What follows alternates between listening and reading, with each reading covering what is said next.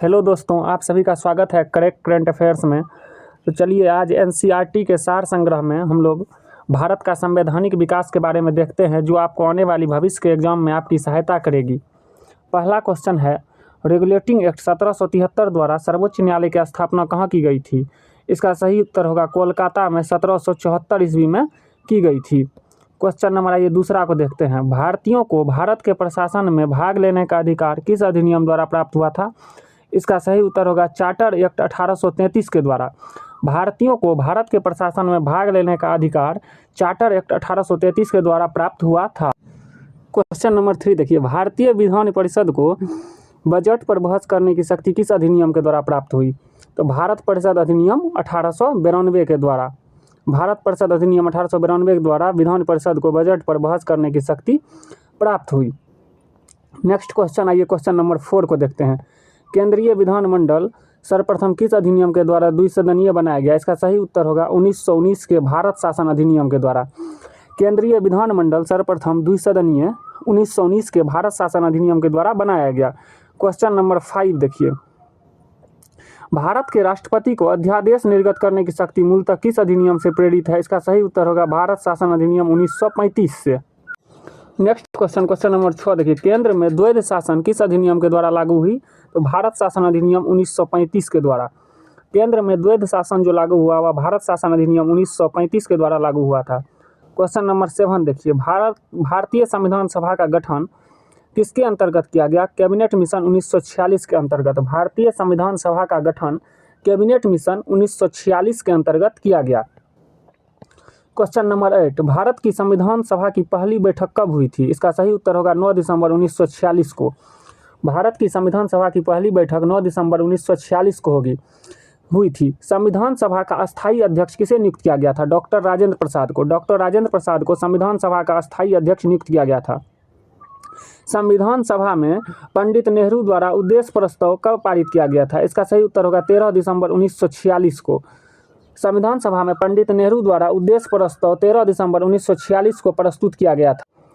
Next question number 11 को देखिए, नेहरू द्वारा उद्देश्य प्रस्ताव संविधान सभा में कब स्वीकृत किया गया था? 22 जनवरी 1947 को। नेहरू द्वारा जो था उद्देश्य प्रस्ताव संविधान सभा में 22 जनवरी 1947 को स्वीकृत किया गया था। भारतीय संविधान के निर्माण कार्य में संविधान के कुल कितने अधिवेशन हुए थे? तो ये 12 अधिवेशन हुए थे। भारतीय संविधान के निर्माण कार्य में संविधान के कुल 12 अधिवेशन हुए थे। भारतीय संविधान सभा के संवैधानिक सलाहकार कौन थे? तो sir B N Rao.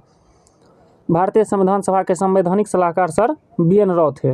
Next question number 14, Bharat की संविधान सभा ने वर्तमान रूप में राष्ट्रीय ध्वज को कब अपनाया था? 22 जुलाई 1947 को। भारत की संविधान सभा ने वर्तमान रूप में राष्ट्रीय ध्वज को अपनाया था 22 जुलाई 1947 को। नेक्स्ट क्वेश्चन है, भारत का संविधान कब स्वीकार किया गया था? 26 नवंबर 1949 को। भारत का संविधान स्वीकार किया गया था 26 नवंबर 1949 को। भारतीय संविधान पूर्णतः लागू हुआ था 26 जनवरी 1950 को। भारत का संविधान पूर्णतः लागू हुआ था 26 जनवरी 1950 को। जनगण मन को राष्ट्रगान के रूप में कब अपनाया गया? 24 जनवरी 1950 को। जनगण मन को राष्ट्रगान के रूप में अपनाया गया था 24 जनवरी 1950 को। नेक्स्ट क्वेश्चन नंबर 18,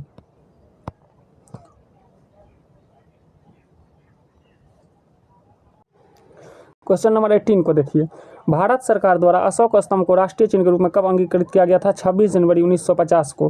भारत सरकार द्वारा अशोक स्तंभ को राष्ट्रीय चिन्ह के रूप में अंगीकृत किया गया था 26 जनवरी 1950 को। संविधान सभा के झंडा समिति के अध्यक्ष कौन थे? डॉक्टर राजेंद्र प्रसाद। संविधान सभा के झंडा समिति के अध्यक्ष डॉक्टर राजेंद्र प्रसाद थे। संविधान सभा के कार्यों से संबंधित समिति के अध्यक्ष थे जीवी मावलंकर।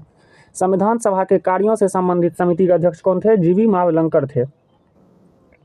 नेक्स्ट क्वेश्चन नंबर 21 को देखिए 21, डॉक्टर बी आर अम्बेडकर का संविधान सभा में निर्वाचन किस प्रेसिडेंसी से हुआ था?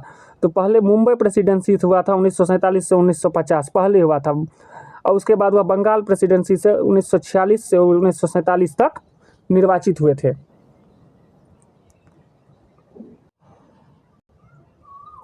डॉक्टर बी आर अम्बेडकर का संविधान सभा में निर्वाचन सबसे पहले मुंबई प्रेसिडेंसी से हुआ था, और उसके बाद वह बंगाल प्रेसिडेंसी से 1946 से 47 तक रहे थे। नेक्स्ट क्वेश्चन, इसमें महत्वपूर्ण बिंदु देखिए। भारत शासन अधिनियम 1919 की समीक्षा करने के लिए वर्ष 1927 में साइमन कमीशन का गठन किया गया। साइमन कमीशन का गठन भारत शासन अधिनियम 1919 की समीक्षा करने के लिए वर्ष 1927 में इसका गठन किया गया। आइए महत्वपूर्ण बिंदु को देखते हैं अब। 9 दिसंबर 1946 को संविधान सभा की प्रथम बैठक हुई थी, जिसमें डॉक्टर सच्चिदानंद सिन्हा को अस्थायी अध्यक्ष तथा 11 दिसंबर 1946 को डॉक्टर राजेंद्र प्रसाद को अस्थायी अध्यक्ष चुना गया।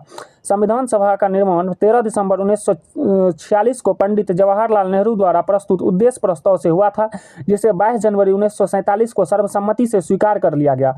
26 नवंबर 1949 को भारतीय संविधान अंगीकृत किया गया था, जबकि 26 जनवरी 1950 को इसको पूर्णतः लागू कर दिया गया था। आइए अब नेक्स्ट महत्वपूर्ण बिंदु को देखते हैं।